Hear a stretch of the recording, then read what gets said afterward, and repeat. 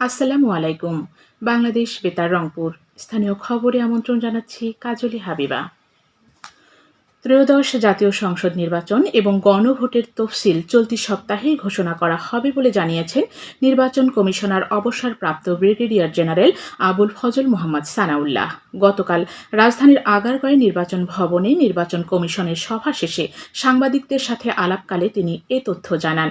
প্রধান নির্বাচন commissioner CEC M Nasir উদ্দিনের সভাপতিত্বে অনুষ্ঠিত সভায় ৪ নির্বাচন কমিশনার সহ ইসি সচিবালয়ের ঊর্ধ্বতন কর্মকর্তারা উপস্থিত ছিলেন। তিনি বলেন, প্রধান নির্বাচন কমিশনার ইতোমধ্যে জানিয়েছেন তফসিল পূর্ব কার্যক্রমের প্রায় সব প্রস্তুতি সম্পন্ন হয়েছে। আবুল ফজল মোহাম্মদ সানাউল্লাহ বলেন, তফসিল ঘোষণার আগে রীতি অনুযায়ী কিছু কার্যক্রম সম্পন্ন করতে হয়। এর অংশ হিসেবে পুরো কমিশন রাষ্ট্রপতির সঙ্গে সাক্ষাৎ করবে। এছাড়া প্রধান নির্বাচন কমিশনারের তফসিল ঘোষণা বিষয়ক বক্তব্য রেকর্ড করার জন্য বাংলাদেশ বেতার ও বাংলাদেশ টেলিভিশনের কাছে আজ পত্র পাঠানো হবে। আগামীকাল যথাযোগ্য মর্যাদায় নারী জাগরণের অগ্রদূত মহিয়সী বেগম রোকেয়ার জন্ম ও মৃত্যু দিবস পালিত হবে। এ উপলক্ষে বিভিন্ন সামাজিক, সাংস্কৃতিক ও শিক্ষা প্রতিষ্ঠান বিস্তারিত কর্মসূচি গ্রহণ করেছে। বেগম রোকেয়া দিবস উপলক্ষে আগামীকাল সকাল 10:30টায় তার জন্মভিটা মিঠাপুকুরের পায়রাবন্দের বেদিতে শ্রদ্ধা নিবেদন, বিকেল 3টায় নারীদের সেলাই কার্যক্রমের উদ্বোধন এবং শিশু কিশোরদের সঙ্গীত ও চিত্রাঙ্কনের আয়োজন করা হয়েছে। জেলা প্রশাসক মুহাম্মদ এনামুল আহসান এতে প্রধান অতিথি থাকবেন। বাংলা একাডেমির মহাপরিচালক অধ্যাপক মোহাম্মদ আজম এতে সভাপতিত্ব করবেন। এছাড়াও রংপুর বেগম রোকেয়া বিশ্ববিদ্যালয়ে এ উপলক্ষে দিনব্যাপী কর্মসূচি গ্রহণ করা হয়েছে। কর্মসূচিতে প্রধান অতিথি হিসেবে উপস্থিত থাকবেন বাংলাদেশ বিশ্ববিদ্যালয় মঞ্জুরি কমিশন ইউজিসি এর সদস্য প্রফেসর ডক্টর মাসুমা হাবিব। এছাড়া প্রধান আলোচক হিসেবে বাংলা একাডেমির মহাপরিচালক অধ্যাপক মোহাম্মদ আজম এবং উদ্বোধক হিসেবে দৈনিক যুগান্তরের সম্পাদক কবি আব্দুল হাই শিকদার উপস্থিত থাকার কথা রয়েছে। মহিয়সী নারী বেগম রোকেয়া দিবস যথাযথ মর্যাদায় উদযাপনের লক্ষ্যে কুড়িগ্রামের রাজীবপুর উপজেলা পরিষদ সম্মেলন কক্ষে গতকাল এক প্রস্তুতি সভা অনুষ্ঠিত হয়। উপজেলা নির্বাহী অফিসার এস.এম.এ. শামীম এতে সভাপতিত্ব করেন। সভায় দিবসটি উপলক্ষে শোভাযাত্রা, আলোচনা সভা, নারী সমাবেশ ও কিশোরদের হ্যান্ডবল প্রতিযোগিতার অনুষ্ঠানের সিদ্ধান্ত গৃহীত হয়। এদিকে বিভিন্ন ক্ষেত্রে অসামান্য অবদান রাখায় বেগম রোকেয়া পদক 2025 পাচ্ছেন 4 জন বিশিষ্ট নারী। গতকাল মহিলা ও শিশু বিষয়ক মন্ত্রণালয়ের এক সংবাদ বিজ্ঞপ্তিতে এ তথ্য জানানো হয়েছে।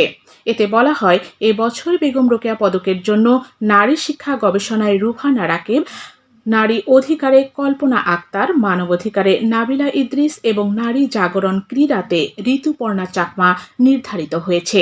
আগামীকাল সকালে রোকেয়া দিবস পালন উপলক্ষে রাজধানীর ওসমানী স্মৃতি মিলনায়তনে আয়োজিত অনুষ্ঠানে এই 4 জনের হাতে রোকেয়া পদক তুলে দেয়া হবে। অনুষ্ঠানে প্রধান অতিথি হিসেবে থাকবেন অন্তর্বর্তী সরকারের প্রধান উপদেষ্টা অধ্যাপক ডক্টর মোহাম্মদ ইউনুস। আজ 8 ডিসেম্বর গাইবান্ধার পলাশবাড়ী হানাদার মুক্ত দিবস।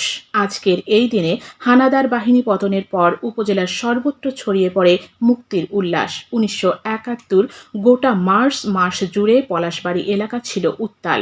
এই উত্তাল দিনগুলোতে পাকিস্তানি বীর সেনা 5 শতাধিক নারী, পুরুষ ও শিশুকে নির্মমভাবে হত্যা করেছিল। এই দিনে পলাশবাড়ী শত্রুমুক্ত হলে 1000 ছাত্র যুবক ছাড়াও সর্বস্তরের জনতা আনন্দ উৎসবের মধ্য দিয়ে নিজ নিজ এলাকায় ফিরে আসেন। একইভাবে পাক হানাদার বাহিনীর কবল থেকে মুক্ত হয় পলাশবাড়ী এলাকা। আজ কুড়িগ্রামের চিলমারীতে শহীদ বুদ্ধিজীবী দিবস ও মহান বিজয় দিবস উদযাপন উপলক্ষে এক প্রস্তুতি সভার আয়োজন করা হয়। সকালে উপজেলা পরিষদ সভাকক্ষে আয়োজিত সভায় সভাপতিত্ব করেন চিলমারী উপজেলা নির্বাহী কর্মকর্তা সবুজ কুমার বসাক। কর্মসূচির মধ্যে রয়েছে সন্ধ্যায় শহীদ মিনারে মোমবাতি প্রজ্বালন, বালাবাড়ীহাট শহীদ বুদ্ধিজীবী কবরস্থানে আলোকসজ্জা, মসজিদে মোনাজাত ও মন্দিরে প্রার্থনা। গাইবান্ধায় সুষ্ঠু নির্বাচন ও গণতান্ত্রিক উত্তরণ নাগরিক ভাবনার শীর্ষক এক গোলটেবিল বৈঠক গতকাল স্থানীয় পাবলিক লাইব্রেরি মিলনায়তনে অনুষ্ঠিত হয়েছে। সুশাসনের জন্য নাগরিক সুজনের গাইবান্ধা জেলা সভাপতি জিয়াউল হক কামাল এতে সভাপতিত্ব করেন। এতে অন্যান্যের মধ্যে বক্তব্য রাখেন সরকারি কলেজের সাবেক অধ্যক্ষ খলিলুর রহমান ও জেলা বার অ্যাসোসিয়েশনের সাবেক সাধারণ সম্পাদক অ্যাডভোকেট সিরাজুল ইসলাম বাবু। সবশেষে আবহাওয়া। আজ সন্ধে ৬টা পর্যন্ত পূর্বাভাসে বলা হয়েছে দেশের অভ্যন্তরীণ নদীবন্দরগুলোর জন্য কোনো সতর্কবাণী নেই এবং কোনো সংকেতও দেখাতে হবে না। খবর শেষ হলো। আমাদের পরবর্তী স্থানীয় খবর প্রচারিত হবে বেলা ২টো বেজে ৫ মিনিটে।